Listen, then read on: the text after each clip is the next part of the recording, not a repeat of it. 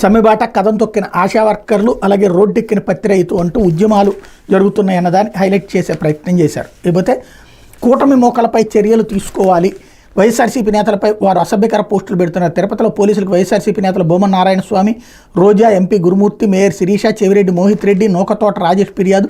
దీన్ని తీసుకునేందుకు ఆసక్తి చూపని పోలీసులు ప్రివిలేజ్ మోషన్ మూవ్ చేయాల్సి ఉంటుందని నేతల హెచ్చరిక. వైఎస్ఆర్సీపీ నాయకులపై కూటమి మొక్కలు సభ్య సమాజం తలదించుకునేలా అసభ్యకర పోస్టులు పెట్టి పైశాచానికి పొందుతున్నారు. వైఎస్ఆర్సీపీ ఉమ్మడి చిత్తూరు జిల్లా అధ్యక్షుడు బొమ్మన కరుణాకర్ రెడ్డి మండిపడ్డారు. ఈ పోస్టులను ఖండిస్తూ సోమవారం బొమ్మన తిరుపతి ఎంపీ డాక్టర్ మద్దెల గురుమూర్తి, మాజీ డిప్యూటీ సీఎం నారాయణస్వామి, మాజీ మంత్రి రోజా, తిరుపతి మేయర్ డాక్టర్ శిరీష, చంద్రగిరి సచివేడ్ నియోజకవర్గ సమన్వయకర్తలు చెవిరెడ్డి మోహిత్ రెడ్డి, నూకతోట రాజేష్ తిరుపతి ఈస్ట్ పోలీస్ స్టేషన్లో ఫిర్యాదు చేశారు. కూటమి మోకలపై వెంటనే చర్యలు తీసుకోవాలని డిమాండ్ చేశారు. ఈ సందర్భంగా బొమ్మన మాట్లాడుతూ మాజీ సీఎం వైఎస్ జగన్మోహన్ రెడ్డితో పాటు ఇతర నేతలపై నీచాతినీచంగా అసభ్యకరమైన పోస్టులు సోషల్ మీడియాలో పెట్టడం చాలా బాధాకరమన్నారు.